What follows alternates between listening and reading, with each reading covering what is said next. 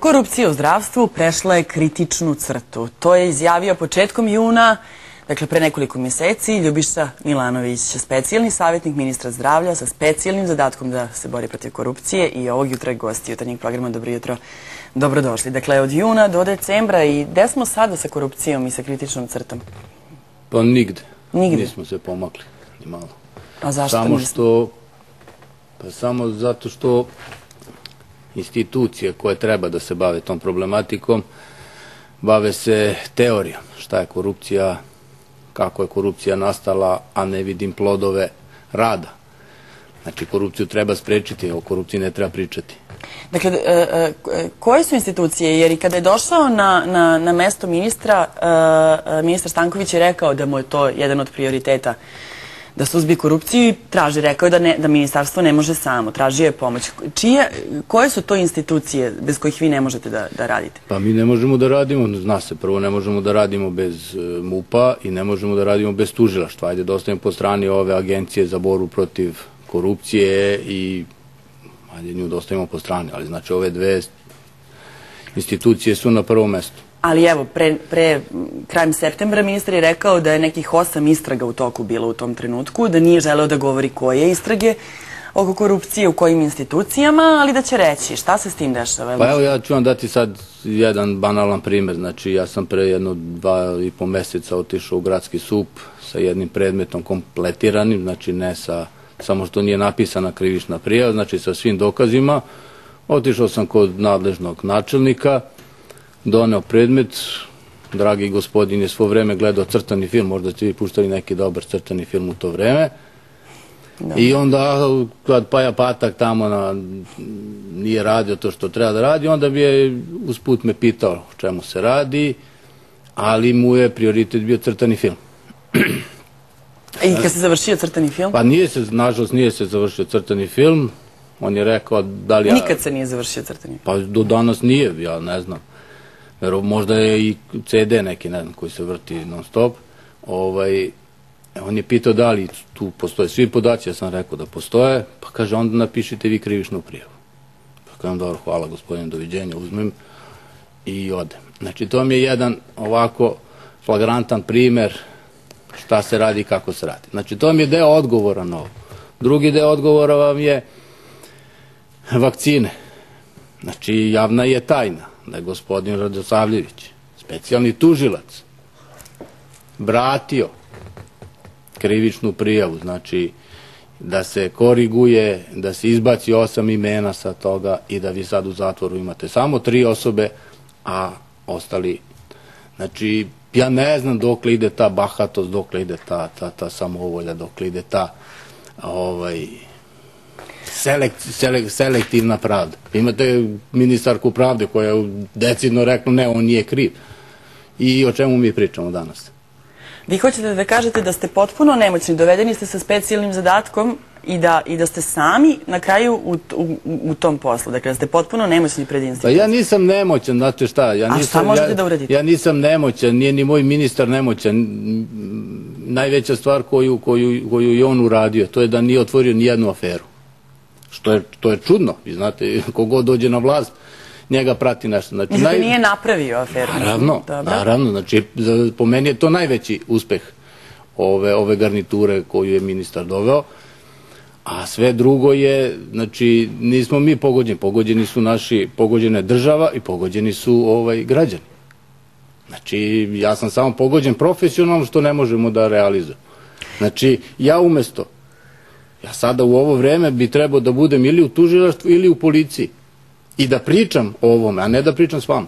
Ali kako vi to objašnjavate, s obzirom da, evo, mi smo do pre nekoliko dana mislili da je Kosovo taj razlog zašto nismo dobili status kandidata, a u stvari neko nam nije rekao da mi bez zdravstva i bez rešenja korupcije u zdravstvu ne možemo nikada da uđemo u Evropsku uniju. Pa mi imamo stalno nekog. Hoćemo da kažemo jednom ko je taj neko i šta je to nešto i zašto nismo ušli tamo gde smo trebali da uđemo. Hoćemo da kažemo to sada ovde. Pa evo vi recite ko je taj neko u zdravstvu.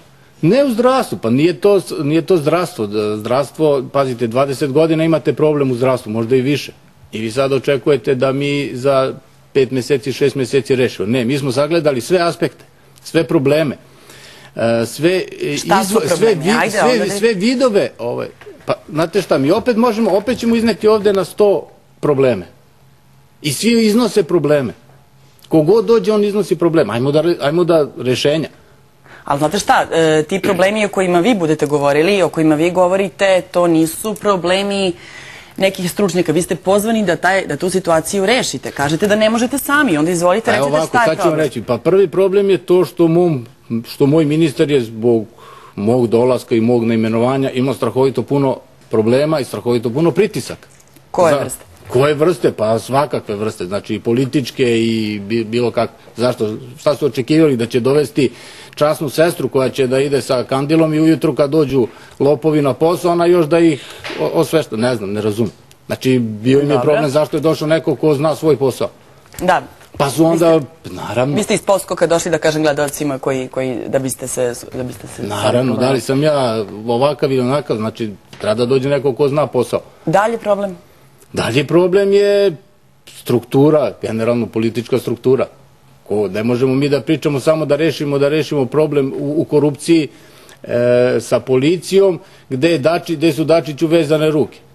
Šta Dačić? Dačić je, više ja imam uticaj u policiji nego Dačić. Kako to? Pa lako, vrlo lako. A ko ima uticaj? Ko ima uticaj? Pa ima kabinet predsjednika Tadića, to je osnovni problem u ovom društvu i to ne sme niko da kaže javno. Ali nije jasno, dakle vi pričate o tome da se problem ne rešava, a taj problem je suštinski za naš ulazak, ne samo za naš normalan život, za normalno lečenje, već za ulazak u Evropsku uniju. Ako imate sistemsku korupciju, znači mi ne govorimo ovde o pojedinačnoj korupciji, da li je lekar uzeo 100 ili 200 eura. Mi pričamo o sistemskoj korupciji. Sistemsku korupciju može da reši sistem. Ali ne može da ga reši sistem ako je postavljen tako da istu tu korupciju štiti. Znači vi morate da potpuno jednu garnituru, znači počev od ministra pravde, specijalnog tužioca, direktora BIA, direktora policije, to je struktura koja treba da se bavi tim problemom. Gde su ti rezultati? Dajte mi jedan rezultat. Oni već non-stop pričaju o tome kako korupcija donose neke zakone, donose akcione planove, sve to u redu.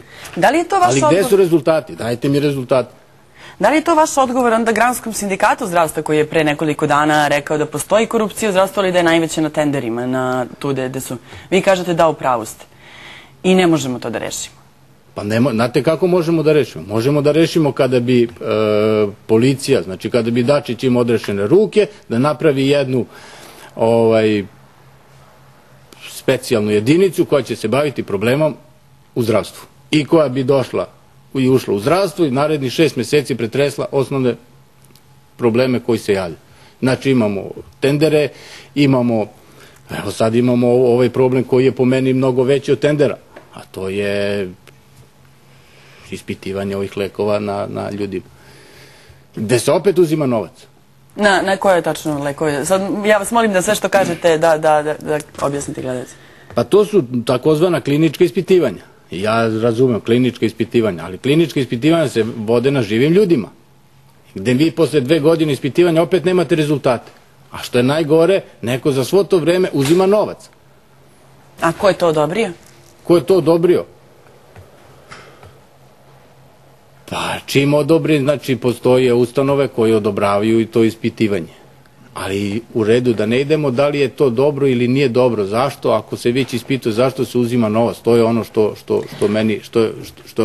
je osnovni problem. Dakle, vi tačno znate ono što mi ne znamo. Gde ide novac, koliko novca, koji ljudi su u igri. Vi to znate. Tako je. I nažalost znam. Koje institucije, koji doktori, sve znate. Nažalost sve znam. I ništa ne možete s time da učinite. Pa mogu samo da pričam sa vama, da kažem umesto da što me zovete vi, mene sad u ovo vreme treba da zove specijalni tužilac, treba da me zove neko iz UBPOK-a ili SBPOK-a, kako li se već sada zove, nije ni bitno, i da naredni 6 meseci, odnosno protekli 6 meseci svako jutro pričamo o tome, odnosno da pričamo, da im ukazujemo gde i kako treba raditi. Znači ja na neko svoje lično poznanstvo u policiji radimo pojedinačne slučajeve i ja stvarno ne mogu da ne pohvalim te ljude s kojima imam odnos, ne mogu da kažem koja je to uprava, upravo iz tih razloga što su neke stvari u toku, ali to su ljudi koji su izašli u susret po nekoj, ajde da kažem, privatnoj liniji. Ali umjesto da oni mene zovu da pričamo na ovu temu, odnosno ne da pričamo, nego da izložimo probleme i da vidimo rešenje za te probleme, ne, ja dolazim ovde kao gost i pričam s vama i ovo će čuti odnosno vaši gledalci i izgubit će još više poverenja u sve ovo što se dešava. A koje je ostalo poverenje uopšte? Znate šta, posle ovog razgovora ja sam sigurna da će vam danas zvoniti telefon, da će vas zvati moje kolege, ali se nadam da će vas zvati... Ja se nadam da će mi zvoniti telefon i pitanje gde ću sad. Ja jedino možda posle ovoga odem kod Danice Drašković u kafić da radim kao konobar, pošto ona verovatno će smeti da me zaposli. Hvala što ste bili gosti jutarnjeg programa Vremenske prognoze.